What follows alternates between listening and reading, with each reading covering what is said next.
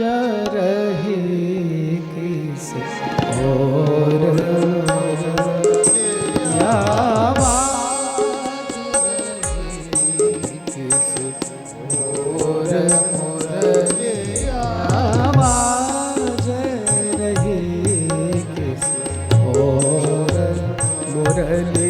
मुरलिया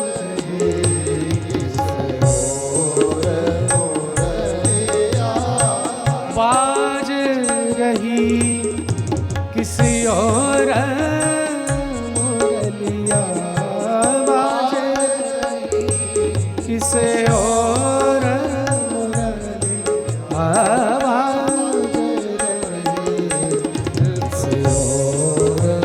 मुरलिया बाज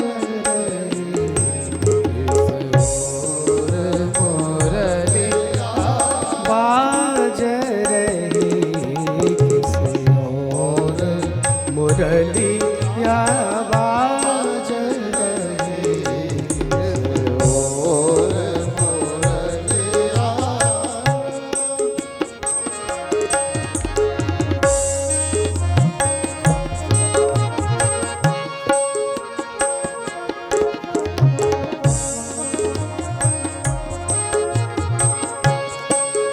मुरली की धुनी जब सुनी थी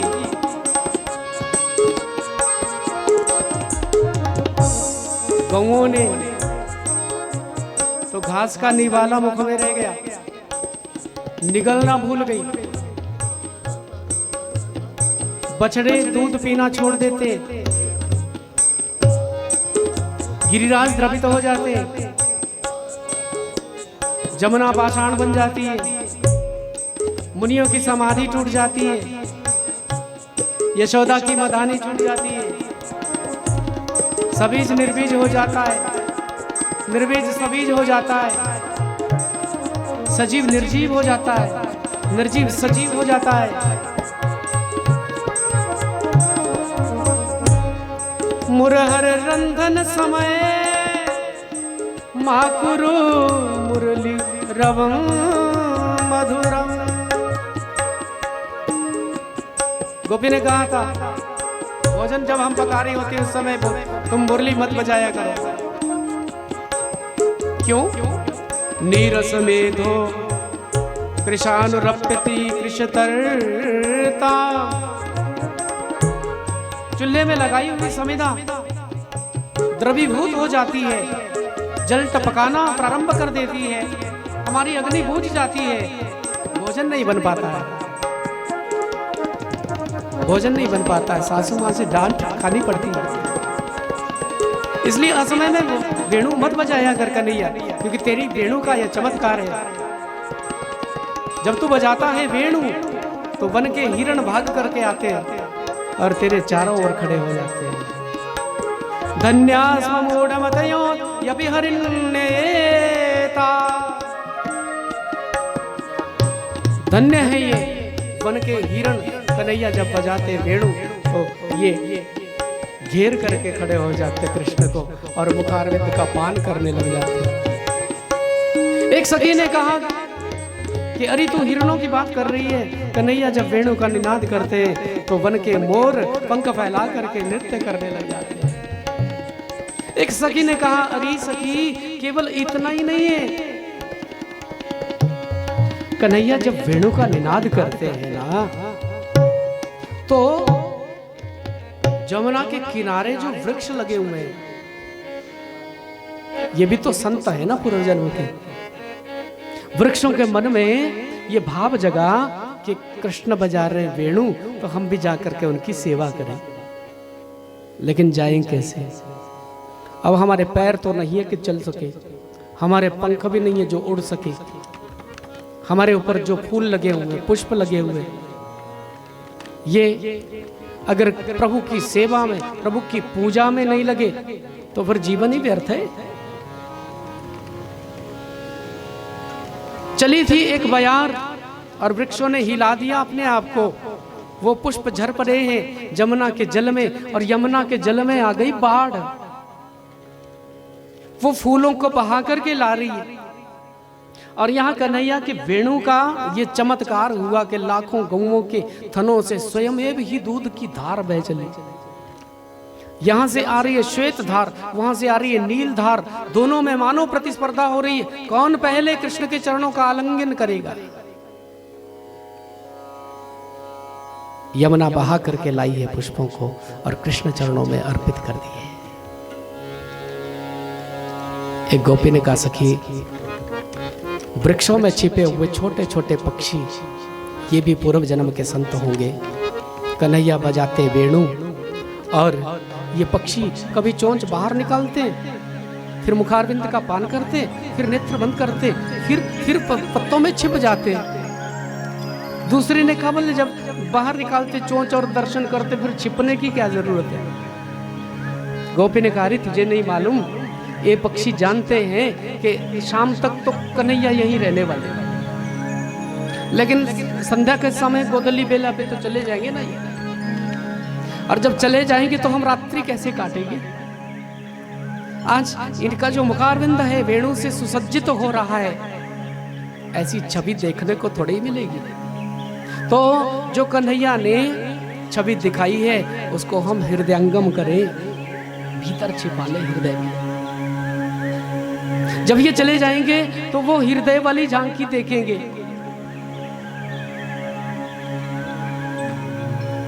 वर्णयन्त्यो भिरे भिरे इति वेणु रवम राजन सर्व विश्व मनोहरम। सुखदेव जी कहते हैं, राजन ये वेणु का रव है। व ब्रह्मानंद व विषयानंद जिसके सामने अणु हो वो है कृष्ण की वेणु। ब्रह्मानंद और विषयानंद जिसके सामने केवल अणु है, कण मात्र है, कुछ भी नहीं है, वो कन्हैया की वेणु है। सुंदर वर्णन हुआ है। संध्या के समय वृंदावन में प्रविष्ट हुए हैं। एक पीला पीतांबर पहनने वाले और एक नीलांबर पहनने वाले, लाखों गौएं भाग रही हैं, गोधली बेला है, उनके खुरों से धूल उड़ रही है, कन्हैया के माथे पर पसीने की बूंद आ गई है और गौओं के खुरों से उड़ने वाली धूल उस माथे के पसीने पर चिपक जाती है और थोड़ी थोड़ी सूरज की जब किरण पड़ती है तो चमकती है और लगता है कि मानो मोती चिपका दिया हो माथे पर। ऐसे कृष्ण और बलराम गैया के पीछे भाग रहे हैं और उनके पीछे पीछे इनके छोटे छोटे सखा चल रहे हैं और वो भी कृष्ण चर्चा ही करते हैं, कृष्ण कथा ही चलती है। आज लाला ने ये कियो, आज तो वो खेल में हार भी गयो, हाँ, और घोड़ा बनाया था हमने उसको। ये कृष्ण कथा है, ये कृष्ण लीला है, ये कृष्ण चर्चा है। सुंदर वेणु गीत का वर्णन हुआ है श्रीमद् भागवत में। चीरहरण की सुंदर लीला आई है।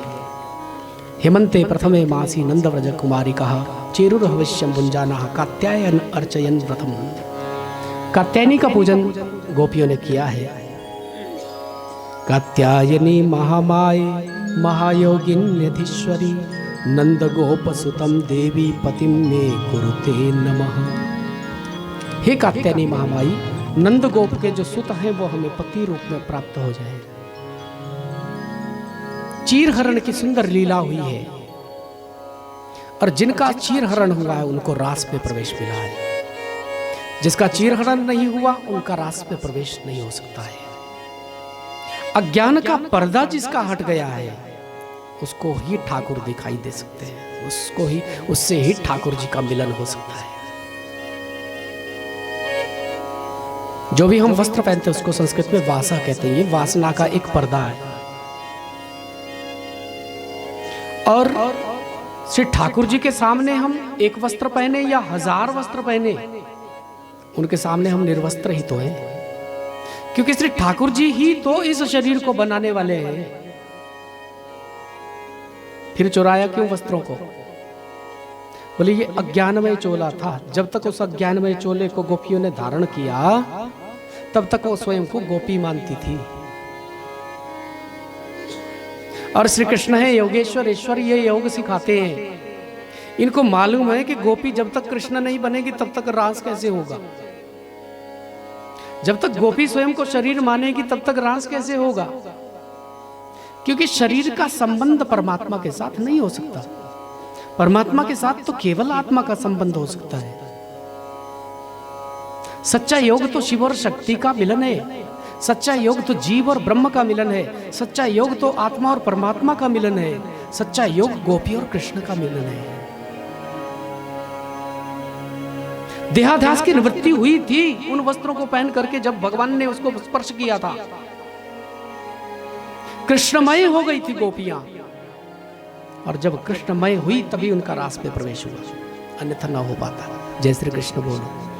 इस वृंदावन धाम की बड़ी पावन स्थली है, यहां पर मुझे ज्यादा स्पष्टीकरण देने की आवश्यकता भी नहीं है।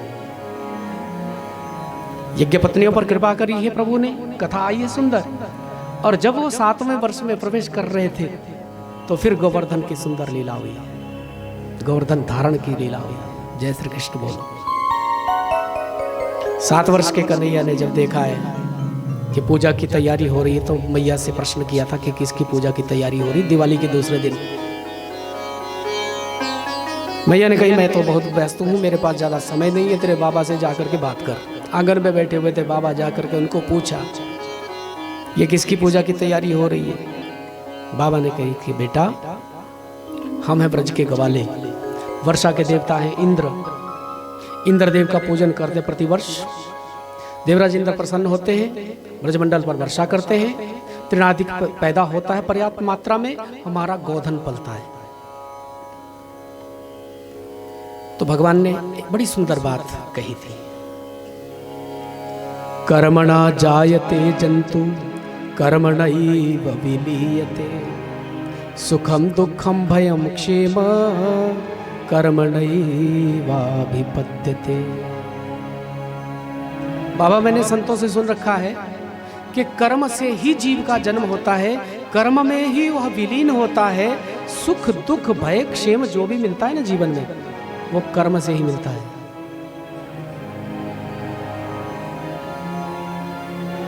हमारे वृंदावन के अधिष्ठाता हैं गिरिराज जी महाराज। हमें गिरिराज का पूजन करना चाहिए। अपने देवता को छोड़ करके किसी दूसरे देवता का पूजन करने लग जाए, यह कहाँ की समझदारी है। पहले तो अपने देवता को ही मनाना चाहिए। बोले बात तो तू ठीक कह रहा है, लेकिन इन ब्रजवासियों को समझाए कौन। जय श्री कृष्ण बोलो। कुछ एक लोग थे जो मानते नहीं, सदियों से परंपरा चली आ रही है, ऐसे थोड़ी छोड़ देंगे। एक छोटे बच्चे की बात पर आकर के तो उन्होंने शर्तें रखी थी, बोले हम तेरी बात को मानेंगे लेकिन हमारी 3 शर्तें हैं। कन्हैया ने कहा 3 शर्तें कौन कौन सी है। हमारी रूखी सूखी पूजा से तेरा देवता प्रसन्न हो जाना चाहिए। बोले ठीक है वो हो जाएंगे। दूसरी शर्त, जो हम दाल भात चढ़ाएंगे ना, ऐसा नहीं होगा कि भगवान के सामने रखा और पर्दा लगाया फिर घंटी बजाई भोग लग गया, ये नहीं चलेगा।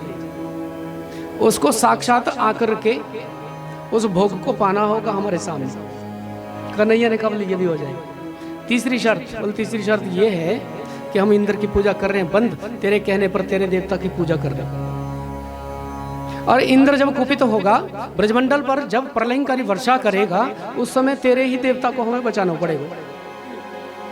ठाकुर जी ने कहा वो छोटे मोटे देवता थोड़ी है, बचाएंगे वो, बिल्कुल बचाएंगे। श्रद्धा चाहिए, विश्वास चाहिए, आस्था चाहिए, वो बचाते हैं, आज भी बचाते हैं। प्रेम से कहिए जय श्री कृष्ण। कलयुग में साक्षात यदि कोई देवता है तो गिरिराज जी महाराज है। किसी भी मनोकामना को लेकर के गिरिराज की परिक्रमा लगाइए, 7 कोस की 21 किलोमीटर की परिक्रमा है गिरिराज की, सब मनोकामना पूर्ण होती है।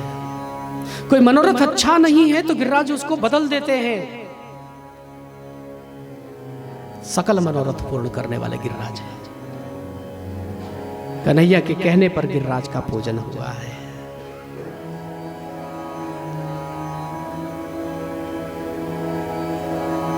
वो अपने घड़ों में जल लेकर के सब 56 भोग तैयार करके बैलगाड़ियों में गिरिराज के मुखारविंद के पास पहुंचे और गिरिराज जी का अभिषेक होने लगा, पूजन होने लगा।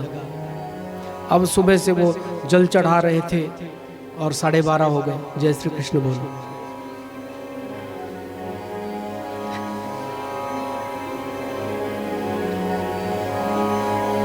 तो ब्रजवासियों ने कहा, लाला बोले अब तो हम थक गए भैया, अब भूख भी लग रही है, तो सुबह से कर रहे हैं हम पूजा। तेरे देवता को तो नख भी गिलो ना है भयो, अब इतना बड़ा 7 कोस लंबा चौड़ा देवता है, कौन स्नान करवाए इसको। कन्हैया ने कहा चाहते क्या हो? सबने कहा बोले अब तो यही तमन्ना है कि गंगा जमुना सब यहीं आ जाए। तो कन्हैया ने उसी समय अपने मन से गंगा को प्रकट किया और इनका नाम है मानसी गंगा। बोलिए मानसी गंगा महारानी की जय। मानसी गंगा से जल ला करके गिरिराज जी का अभिषेक हुआ है, पूजन हुआ है, स्नान हुआ है।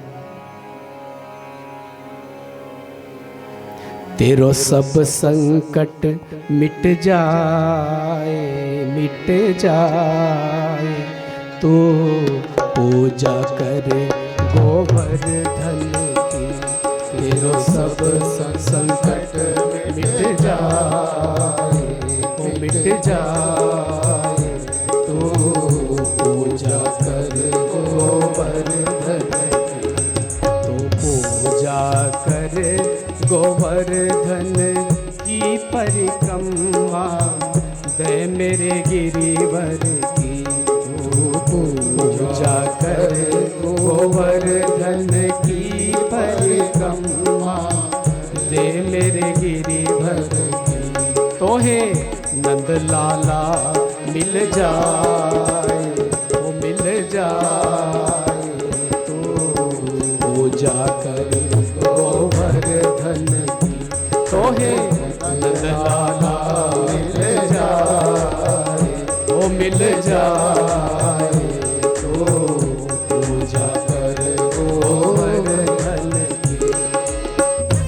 सभी ताली सेवा करते हुए बड़े प्रेम से गिरिराज भगवान की जय हो।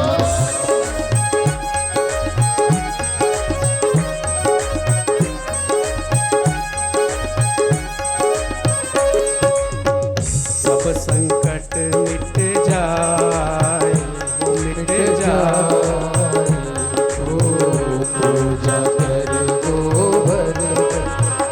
तेरो सब संकट मिट जाए, मिट जाए, तो पूजा कर गोवर्धन।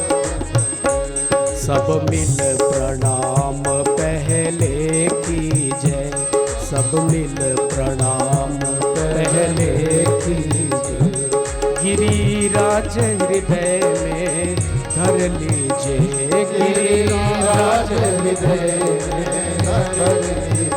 ओ गिरिराज हृदय में धर लीजिए, ओ गिरिराज हृदय में धर लीजिए। चलो मन में प्रेम बढ़ाए, ओ बढ़ाए, शोभा निरेखो तुम यावन की। चलो मन में प्रेम बढ़ाए, शोभा निरेखो तुम यावन की। शोभा निरेखो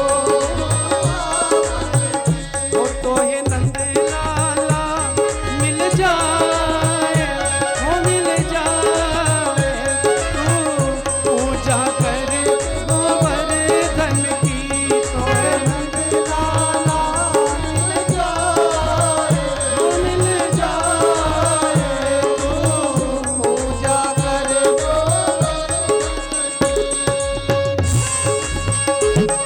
श्री गिरिराज महाराज की।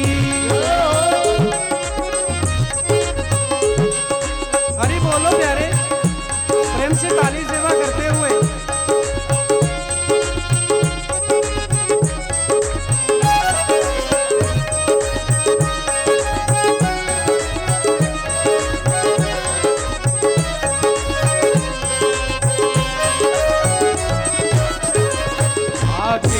पुछरी को लोटा है, आगे पुछरी को लोटा है। जे तो खाए खाए भयो सिलोटा है, जे तो खाए खाए भयो सिलोटा है। करो सब प्रणाम सिर नाए, सिर नाए, जो रक्षा करे अपने जन की, जो रक्षा करे अपने जन की। तेरा सब संकट मिट जाए, मिट जाए, तू पूजा कर गोवर्धन की। तेरा सब संकट मिट जाए, हरि बोलो प्यारे, मिट जाए, तू पूजा कर गोवर्धन की। जय हो।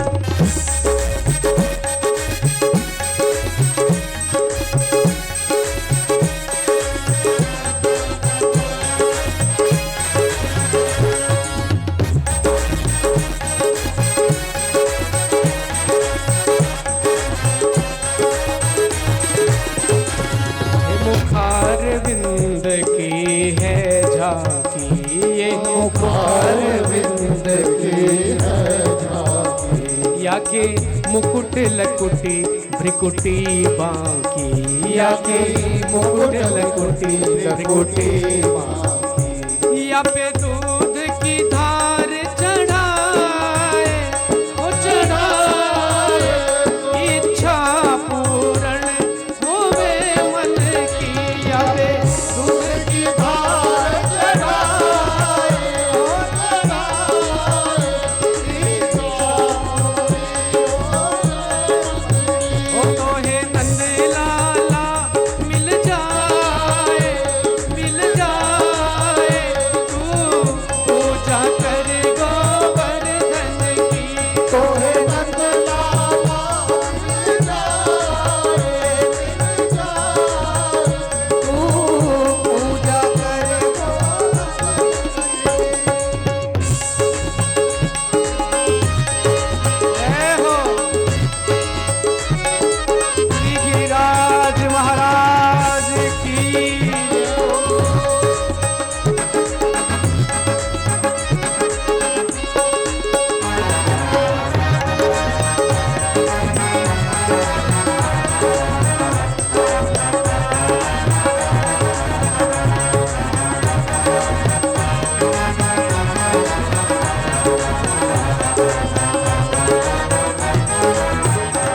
अब राधा कुंड स्नान करो, अब राधा कुंड स्नान करो, अब राधा कुंड स्नान करो, अब राधा कुंड स्नान करो।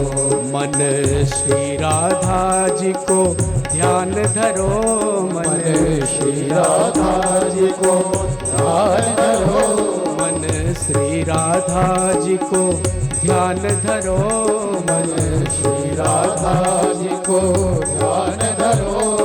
जो इनकी शरण में आए, आए, सब व्याधि मिटे तन की मन की। जो इनकी शरण में आए, व्याधि मिटे तन की मन की, व्याधि मिटे तन की मन की। ओ तोहे नंद लाला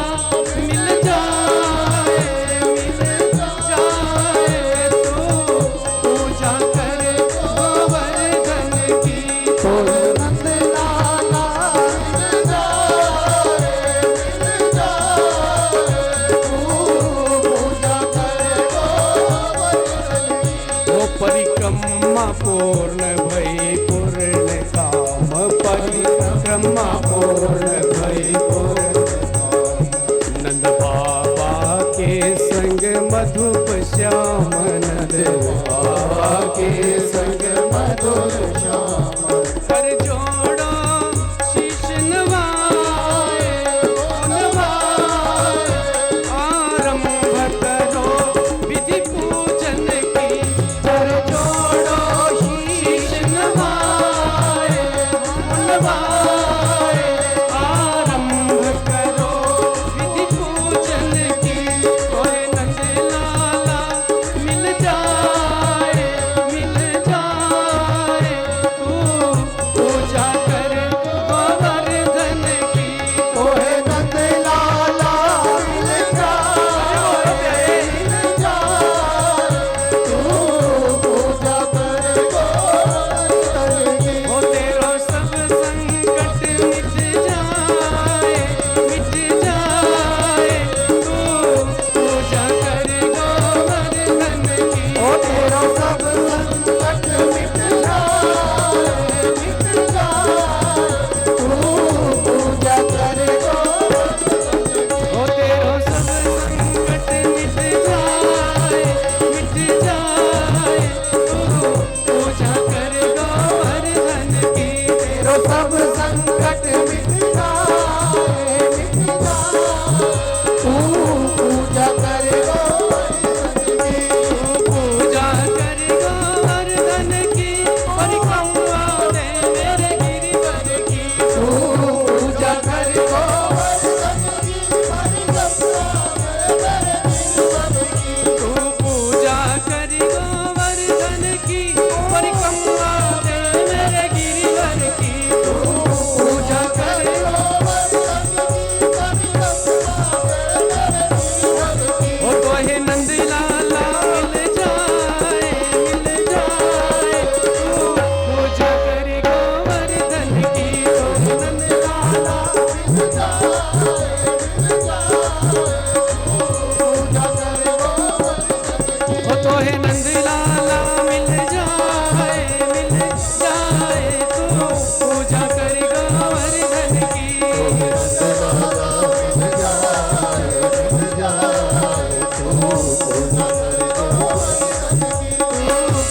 कर गोवर्धन की पूजा कर गोवर्धन की पूजा कर गोवर्धन की पूजा कर गोवर्धन की जय राधे राधे राधे राधे राधे राधे राधे राधे राधे राधे वृंदावन में राधे राधे वृंदावन में हमारे मन में हमारे मन में हमारे मन में बंशी बटते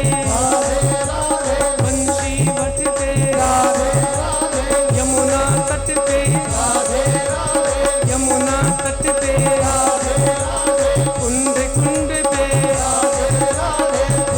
कुंड पे यंग गलिन में कुंज गलिन में यमुना पुलिन में यमुना पुलिन में जन्मभूमि में जन्मभूमि में गोकुल में भी गोकुल में भी बरसाने में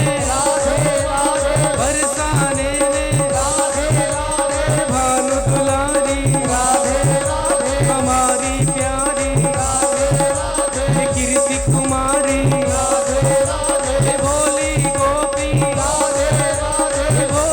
गोपी ये लाडली प्यारी ये गोवर्धन में कुछ रिकुलोठा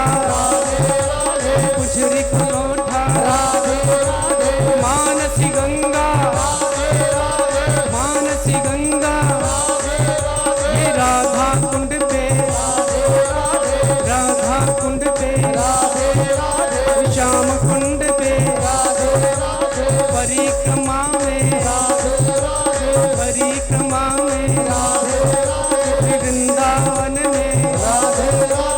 वृंदावन में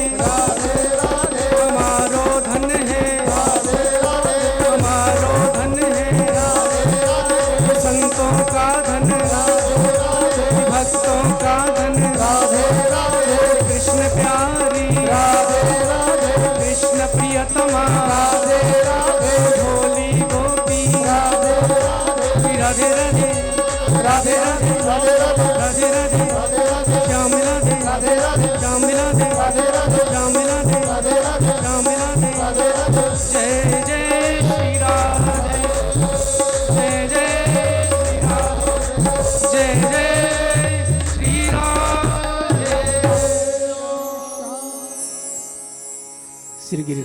जी महाराज की जय हो।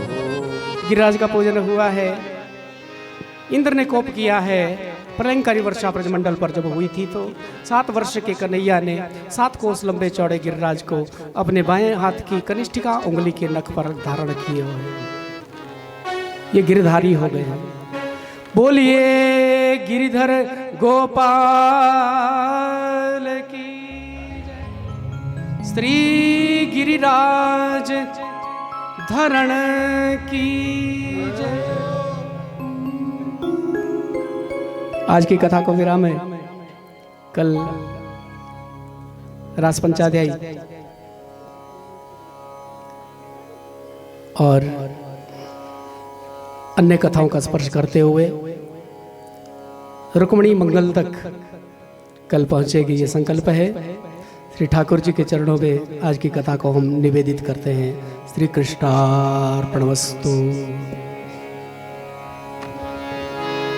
चंद कुछ सूचनाएं पंडित मित्रदेव जी की ओर से, जो श्रीमद ये श्री राधा माधव विश्व कल्याण के प्रवक्ता है, वो चंद सूचनाएं आपको प्रेषित कर रहे हैं। उसके बाद आरती होगी।